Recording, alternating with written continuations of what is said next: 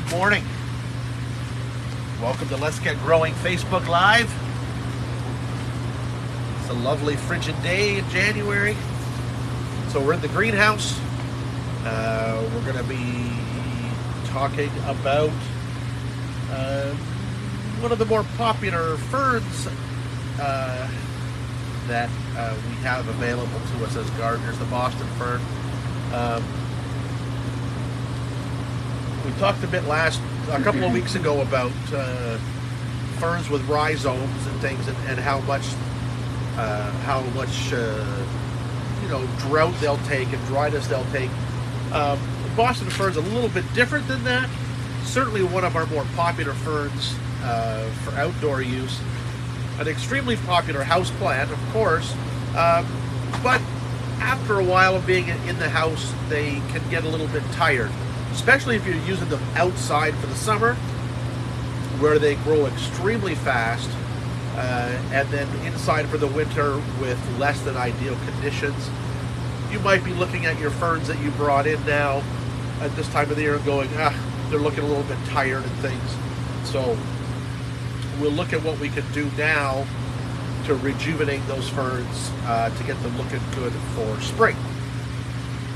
The Boston fern is clearly one of the most popular ferns, if not the most popular fern in the houseplant market.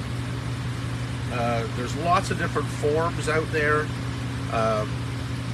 You can get anything from your typical big green Bostons to compact ones to miniature ones to little dwarf fluffy ones like Cotton Candy, which is a super cute little one.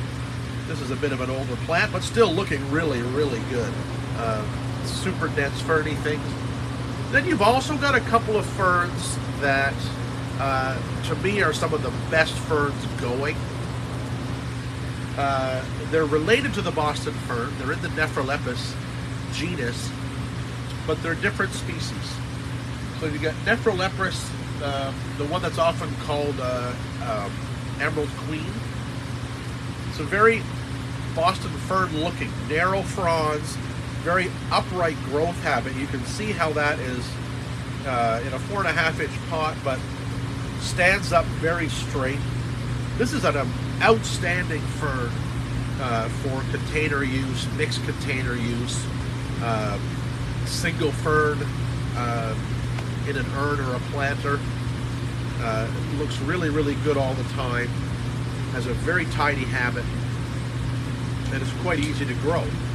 You can see this one's been in this pot for 2 years, and it's still looking fantastic. That's Nephrolepis obliterata, I believe, is the Kimberly Queen, Emerald Queen. There's a couple of different ones there. And my favorite, and this is just a baby, my favorite of the Boston fern type relatives is Nephrolepis viscerata, or the macho fern. The macho fern in tropical areas all through Florida is a landscape fern. It'll get 3 to 4 feet by 3 to 4 feet. It's a magnificent plant, extremely tough, extremely easy to grow. And for us, it is one of the best, I think, summer ferns to use in containers and things. Mostly because of its size, but I love the black stems and everything. The longer fronds are beautiful, and it's just a great plant. It's the macho fern. And again, very easy to grow. A little bit big to try to keep over the winter. Our biggest plant is piled in with some other big tropical stuff, so I couldn't even get it out yet, but it's about 3 feet by 3 feet, so it's a beauty. We'll see him on another show later, but the macho fern is an excellent one for big containers, in the ground plantings with other annuals and tropicals. Would be a great combination for that. We'll take some sun, which is nice, as well as the Kimberly Queens and the Emerald Queens. They'll take some sun, which is great. But we're going to look at the Boston fern as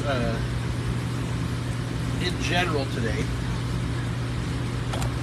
because usually by this time the Boston ferns are starting to get a little tired looking. see this guy here. This guy is our Boston fern cultivar called Tiger.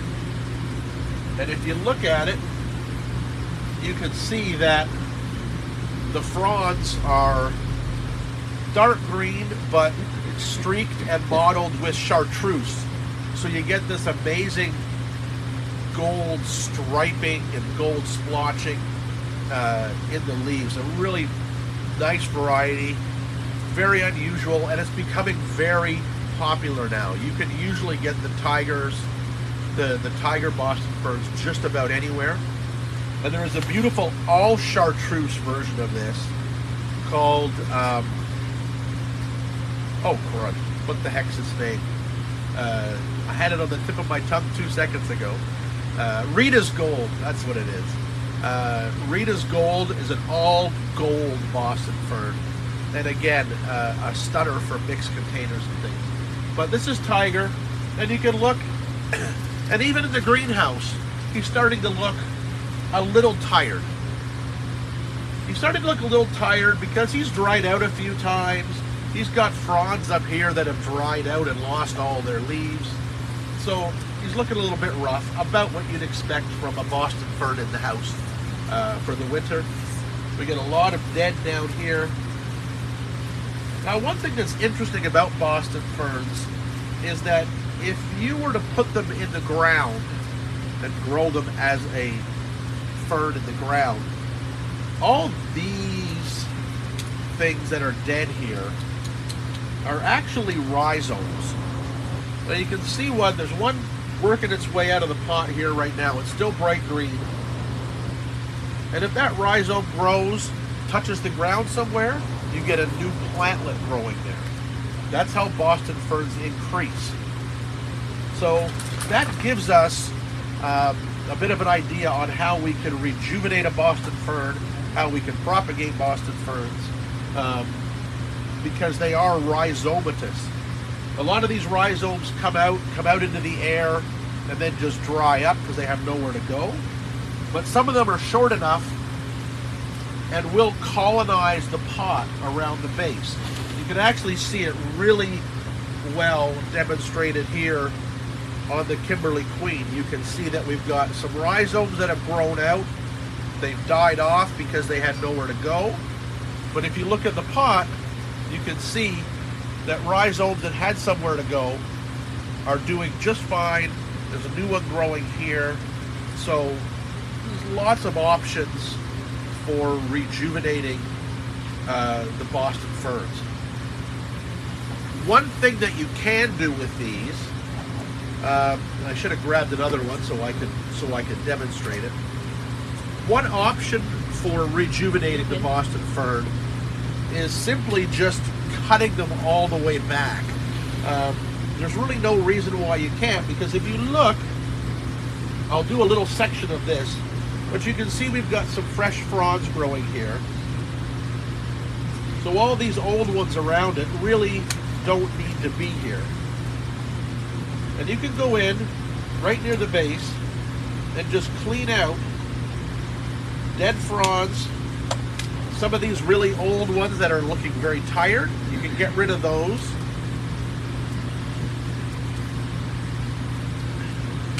And just work your way around the plant, cleaning out all the old fronds and dead fronds. Let's see if I get in here.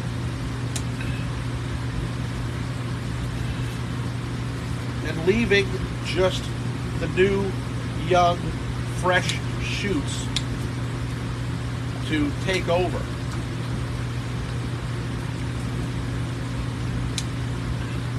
So you can see, just by taking a few of those old ones out around it already, starting to be able to see that one's broken, so we'll get rid of that. That there's a new plantlet growing right here that if I get rid of the rest of the old crap, it's just going to flourish and give us all new fresh fronds. If I wanted to be really drastic, I could just cut this plant all the way down and let new fronds grow from the rhizomes, because the rhizomes that are in the pot are very active and healthy. So we could do that. Just going to get the hanger off here. There is a hanger in there somewhere. There we go.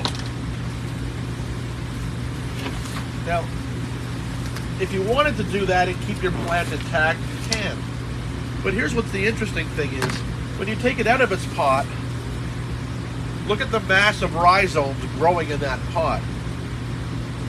All these are just vying to be plants, but you can see how dense the root is now. It makes it very difficult to keep it watered well and moist enough to be happy indoors. So you really need to, at some point, get in and tackle these Boston ferns and rejuvenate them. So we can do a couple of things. If you look and see, we've got tons of rhizomes here, but we've got lots of rhizomes that have grown into plants here. So we can just get in there. Let's grab something here. We'll see if the paring knife will work. I don't know if it's going to be strong enough. We'll get in here to where we can find some breaks between rhizomes, between little plantlets. And we can just really get in there and just cut those out.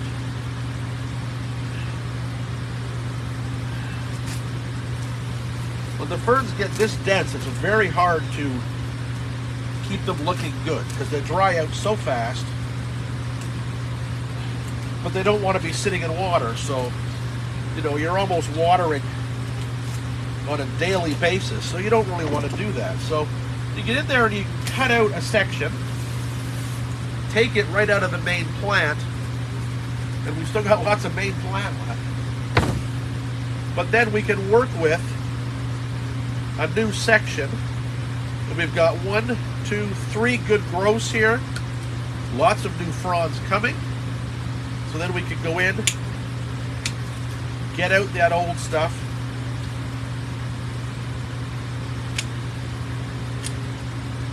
get rid of all these old stems here. Even some of the stems that have some fronds on them that are looking crappy, get rid of those.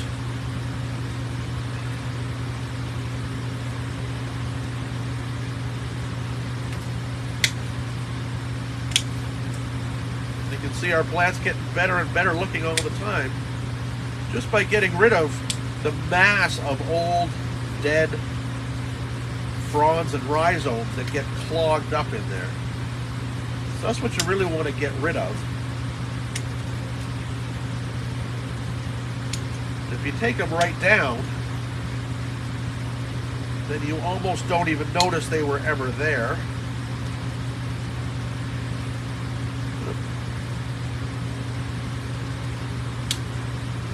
Get rid of some more of those. Get rid of that one.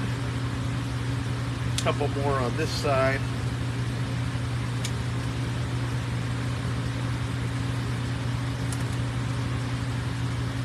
Still got a few to get rid of, but what you can do, if you've got, you know, some decent fronds that just have the tips gone, while this is growing to get it some new growth, is just cut these back.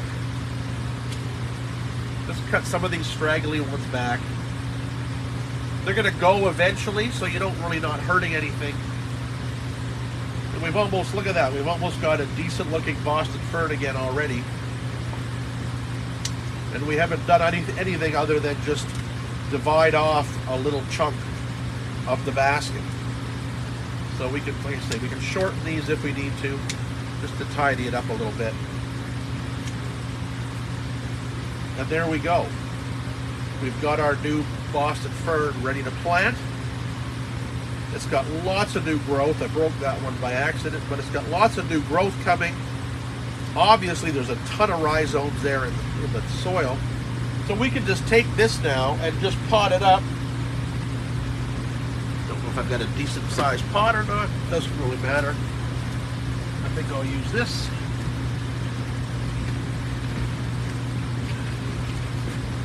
So if you did 3 of these maybe, then you could go right into a basket.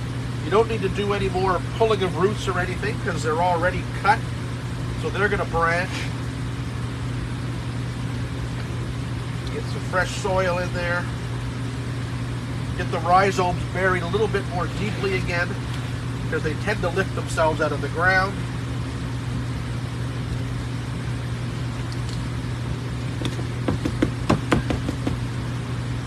And actually, that's not too bad. So there we go. We got a new, fresh Boston fern that is going to be much easier to look after because it's got some soil there that's going to stay moist. Lots of new growth coming. You can see we've got new fronds here coming already. Lots are going to come out of the ground with some good light, some good humidity, some feeding through the next few winter months. This will be a great plant to put outside for the spring. And we've still got this whole big beast here to work with. We can take more of these rhizome pieces off, and I'll do that later because this is one of our stock plants. So what I'm going to do is I'm going to come into it and I'm going to look for maybe one clump of new shoot here like this. I'll go in and I'll take this out.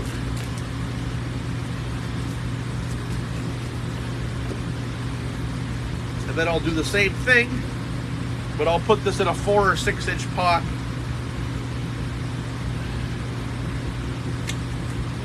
And then we'll have some tiger ferns ready to go for spring.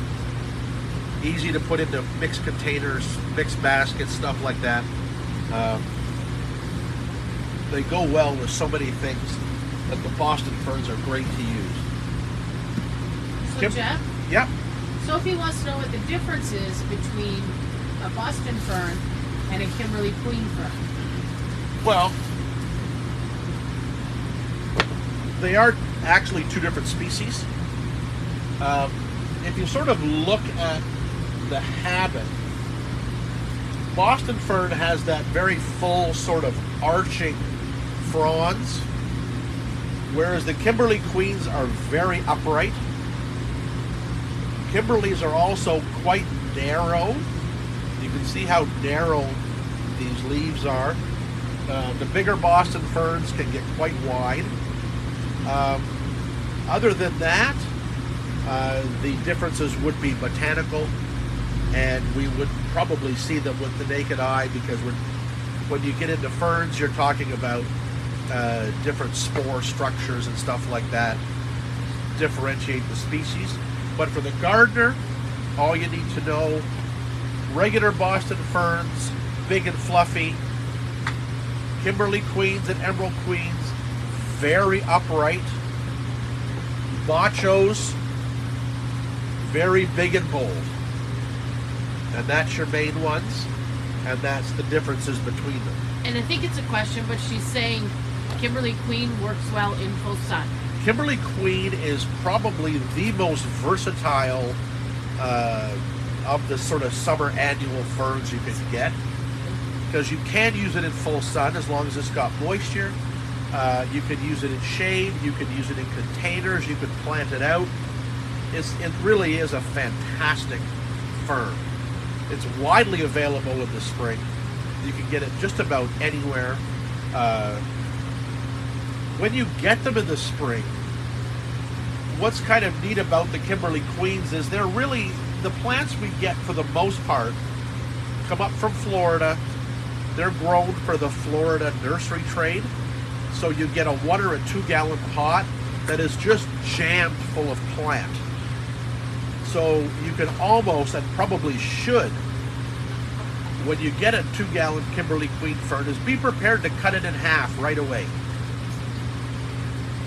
Put a big kitchen knife through it, put a reciprocating saw through it, put a hand saw through it, cut the thing in half, and use it as 2 plants, and it'll just thrive.